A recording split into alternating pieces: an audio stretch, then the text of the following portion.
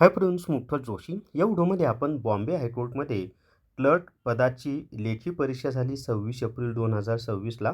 त्यानंतर दोन ॲन्सर कीसुद्धा आलेल्या आहेत आणि आता टायपिंग टेस्टसाठी जे विद्यार्थी क्वालिफाय झालेले आहेत त्यांच्या याद्या येत्या 15 दिवसामध्ये प्रसिद्ध होतील आणि त्यानंतर 15 ते 20 दिवसामध्ये टायपिंग टेस्टसुद्धा तुमची होणार आहे.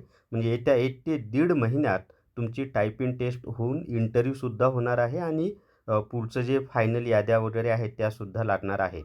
तर वेळ तुमच्याकडे कमी आहे. मग आता या टायपिंग टेस्टसाठी कीबोर्ड कोणता असतो, बॅक पेज सुरू असतो का, डिलीट बटन बंद असते का, वेळ किती असतो, ही सर्व माहिती आपण पाहणार आहोत. व्हिडिओ शेवटपर्यंत पहा. या व्हिडिओला सर्वांनी लाईक करा, शेअर करा आणि विठ्ठल जोशी जे आपलं यूट्यूब चॅनल आहे ते सबस्क्राईब करा.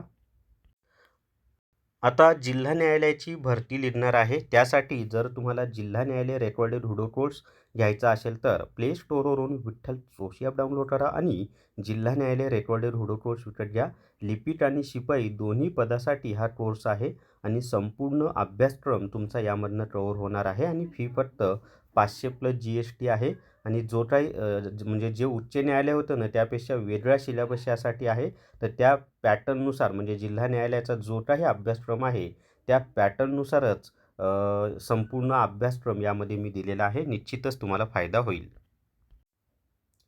सर्वात आधीनं जाहिरातीमध्ये टायपिंग टेस्टच्या संदर्भात काय माहिती दिली ते पहा. तर याच्यामध्ये टायपिंग टेस्ट आहे. मिनिमम पासिंग मार्क्स 10 आहेत, म्हणजे एकूण 20 मार्कांची ही टायपिंग टेस्ट आहे पहा. ड्युरेशन म्हणजे कालावधी किती आहे, 10 मिनिटाचा. 10 मिनिटामध्ये आपल्याला किती शब्द टाईप करायचे आहेत माहिती आहे? तर टायपिंग पॅसेज कंटेनिंग 400 वर्ड्स, म्हणजे 10 मिनिटामध्ये 400 शब्दांचा एक पॅसेज आपल्याला टाईप करायचा आहे. परंतु हा पॅसेज टाईप करत असताना आपल्याला 400 शब्दांचं एक पॅसेज असलेलं पेज दिलेलं असतं. पेज आपल्या पीसीच्या बाजूला ठेवलेलं असतं आणि मग त्या पेजकडे पाहून आपल्याला टायपिंग करायची असते, हे लक्षात ठेवा. तर एका पेजवर 400 शब्दांचा एक पॅसेज दिलेला असतो आणि त्याकडे पाहून तुम्हाला टायपिंग करायचं आहे. आणि मिनिमम पासिंग मार्क्स 10 असले तरी 10 मार्क्स मिळाले म्हणजे तुम्ही पुढे इंटरव्ह्यूला क्वालिफाय व्हाल असं नसतं. तर जास्तीत जास्त मार्क्स मिळवावे लागतात. आता सेफ स्कोअर सांगायचं झालं तर 15+ म्हणजे 20 पैकी 15पेक्षा जास्त मार्क्स ज्यांना टायपिंगमध्ये आहेत ते पुढे इंटरव्ह्यूसाठी पात्र होतात. त्यामुळं सेफ स्कोअर हा 15+ आहे 20 पैकी, हे लक्षात ठेवा सर्वांनी. आता त्याच्यामध्ये पहा, if the candidate fails in typing test he she will not be considered for the post of clerk. म्हणजे 10पेक्षा जर कमी मार्क्स मिळाले तर त्याला पुढच्या प्रोसेससाठी कन्सिडर केलं जाणार नाही, तो प्रोसेसमधून बाहेर पडेल असं स्पष्टपणे त्यांनी या ठिकाणी सांगितलेलं आहे. आता बाकीची जी प्रश्न आहेत त्या प्रश्नांची उत्तरं आपण पाहूया. तुम्हाला वेळ कळलेला आहे. 10 मिनिटामध्ये 400 शब्दांचा पॅसेज टाईप करायचा आहे आणि पॅसेज एका पेजवर दिलेला असतो, त्या पेजकडे पाहून तुम्हाला टायपिंग करायचं आहे आणि एकूण 20 मार्क आहेत आणि सेफ स्कोअर किती आहे तर 15+. आता त्याच्या पुढच्या प्रश्नांची उत्तरं पहा. कीबोर्ड कोणता असतो, हा पहिला प्रश्न आहे. तर कीबोर्डनं या ठिकाणी 2 असतात पहा, डेलचा किंवा HP चा. त्यामुळे तुम्ही प्रॅक्टिस करताना डेल किंवा HP वरच प्रॅक्टिस करा. तर डेल कंपनीचा किंवा HP कंपनीचा कीबोर्ड असतो हे तुमच्या लक्षात आलेलं आहे. आपला जो रेग्युलर कीबोर्ड आहे त्या पद्धतीनंच. त्याच्यानंतरचा आहे बॅक पेज सुरू असतो का, तर बॅक पेज सुरू नसतो. बॅक पेज कसा असतो, बंद असतो, हे कायम डिसेबल करून ठेवलेला असतो. त्यामुळं टायपिंग करताना बॅक स्पेसचा वापर करायचा नाही आणि मी तर असं म्हणेल की टायपिंग करताना आपलं बोट बॅक स्पेसकडे गेलंसुद्धा नाही पाहिजे. तर बॅक स्पेस सुरू नसतो. त्याच्यानंतर डिलीट बटन बंद असते का, तर हो, डिलीट बटन पूर्णपणे बंद असतं, डिसेबल करून ठेवलेलं असतं. म्हणजे तुम्ही बॅक स्पेसचा वापर करून म्हणजे बॅक पेजचाही वापर करू शकत नाहीत आणि डिलीट बटनचा सुद्धा वापर करू शकत नाहीत. वेळेचं तर मी तुम्हाला सांगितले 10 मिनिटं वेळ असतो.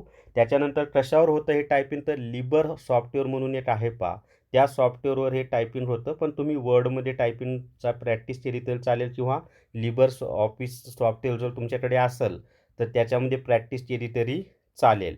आणि बाकी मग आपलं नॉर्मलच असतं. फक्त बॅक पेज बंद असल्यामुळं आणि डिलीट बंद असल्यामुळं चूक झाली तर ती तुम्ही डिलीट करू शकत नाहीत, हे लक्षात ठेवा. चूक झाली की त्याचे मार्क्स तुमचे कटले जातात. आणि 10 मिनिटामध्ये 400 शब्द जर टाईप नाही झाले तर मग जेवढे शब्द तुमचे टाईप करायचे राहिले तेवढे मार्क्स तुमचे कमी होऊन जातात, हे सुद्धा लक्षात असू द्या. तर आणि तुम्ही प्रॅक्टिस कशी करायची आहे तर रोज किमान 1.5 ते 2 तास तुम्ही प्रॅक्टिस करा आणि प्रॅक्टिस करत असताना एका पेजवर म्हणजे 400 शब्दांचा एक पॅसेज असलेलं पेज समोर ठेवूनच कॉम्प्युटरवर तुम्ही टायपिंग करायची आहे. आता फॉन्ट कोणता असतो तो फॉन्ट आपल्याला सेट करायचा नसतो.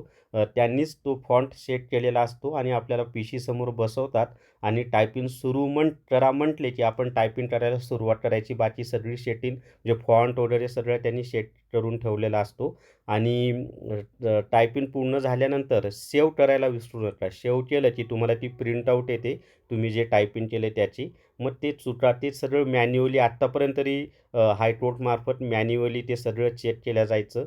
दिलेल्या शब्दामध्ये किती चुका झाल्या टायपिंग करताना, स्पेसमध्ये काही चुका झाल्या काही सगळं ते चेक केलं जातं. तर अशा पद्धतीनं तुम्हाला ते टायपिंग करायचं आहे आणि टायपिंग पूर्ण झाल्यावर सेव्ह करायला विसरू नका हे लक्षात ठेवा. आणि फॉन्टचा याचा काही विचार करू नका. इंग्लिश भाषेमध्येच टायपिंग आहे, फक्त तुमचं मराठी भाषेचं टायपिंग होत नाही. तर हीच माहिती मला तुम्हाला या व्हिडिओमध्ये द्यायची होती. रोज सर्वांनी किमान 1-2 तास तरी प्रॅक्टिस करा म्हणजे तुमचा स्पीड आपोआप वाढत जाईल. तर या व्हिडिओमध्ये एवढीच माहिती. या व्हिडिओला सर्वांनी लाईक करा, शेअर करा आणि विठ्ठल जोशी जे आपलं यूट्यूब चॅनल आहे ते सबस्क्राईब करा. Thank you very much.